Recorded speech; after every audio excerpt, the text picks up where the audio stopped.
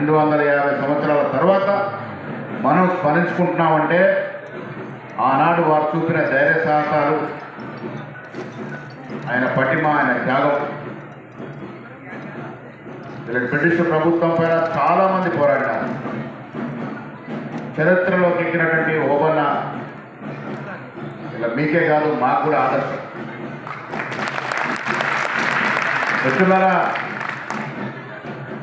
మీరు మేము వేరు కాదు, బీసీలమంతా ఒకటే. అది ఒడ్డర్లైనా, గౌడ్లైనా, పద్మశాలైనా, హనుమంతర కులం కాపులైనా, మా మెట్టు సైకుల మత్స్యకారులైనా, మనమంతా బీసీ బిడ్డలనే ఒకటిగా ఉండాలి. కులాలు ఉంటాయి, ఏ కులం వారిని వారు గౌరవించుకోవాలి. కానీ వాళ్ళ సమయం ఏంటంటే కులాన్ని పక్కన పెట్టి మనమంతా ఏకమవలసిన సమయం వచ్చింది. బీసీలంతా ఏకమవ్వాలి, అయితేనే మనకు రావాల్సిన మన వాటా తెచ్చుకోగలుగుతాం.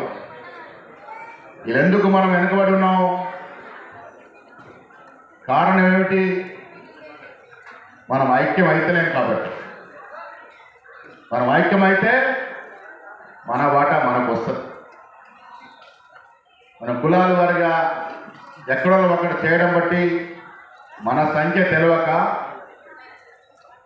మనం వీక్ అవుతా ఉన్నామనే మాట గ్రహించుకోవాల్సిన అవసరం ఉన్నది. మనమందరం ఏకమైతే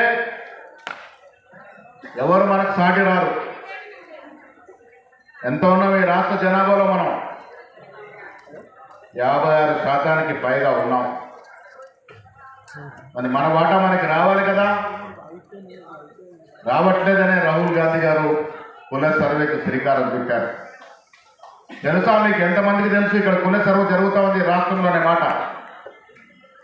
ఎందుకు జరుగుతూ ఉంది కుల సర్వే? రేవంత్ రెడ్డి గారి ప్రభుత్వం కుల సర్వే ఎందుకు ఆదేశించింది? ఇలా బీసీ కమిషన్ చైర్మన్ గారు కూర్చోన్నారు ఇక్కడ. గడిచిన 4 మాసాలుగా అహర్నిశలు దానిపై ఎక్సర్సైజ్ చేస్తూ ఉన్నారు. నిరంజన్ గారి కోసం కాదు, మన కోసం చేస్తూ ఉన్నారు. మన హక్కుల కోసం చేస్తూ ఉన్నారు. మన తరం మనదైపోయింది. మన వెనుక వచ్చే మన బిడ్డలు మన తరం కోసం ప్రయత్నాలు చేస్తూ ఉన్నారు. ఇక్కడ దైవజ్ఞ శర్మ గారు ఉన్నారు. నిరంతరం ప్రజాసేవలో ఉంటారు. దైవంతో పాటు ప్రజాసేవలో ఉంటారు. నేను ఎందుకు చెప్తా ఉన్నాను? రాహుల్ గాంధీ గారు భారత్ జోడో యాత్ర చేసే సమయంలో వాడు కన్యాకుమారి నుంచి కశ్మీర్ వరకు చేసిన యాత్రలో వారికి వచ్చిన సలహాలు సూచనలే కాకుండా చాలా చోట్ల ప్రజల ఆక్రందనలు, ప్రజల ఏడుపులు, ప్రజల బాధను అర్థం చేసుకొని ఈ దేశంలో బీదవాడు మరింత బీదవాడు అవుతా ఉన్నాడు. అదానీ, అంబానీ లాంటి వారు మరింత ధనికులు అవుతా ఉన్నారు. దానికి కారణం ఈ దేశాన్ని పాలిస్తున్న బీజేపీ నాయకుడు మోడీ యొక్క పాలసీ,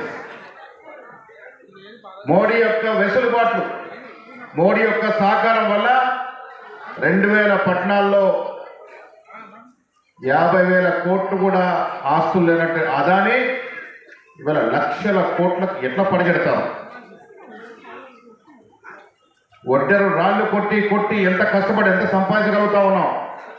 సంవత్సరంలో ఏమైనా వెనకేసుకోగలుగుతున్నామా? మరి ఏమీ వ్యాపారం లేని అదానీ ఇన్ని లక్షల కోట్లకు ఎట్లా పడగెడతా ఉన్నాడు? ఎవరు సొత్తు దోసుకొని పడగెడతా ఉన్నాడు?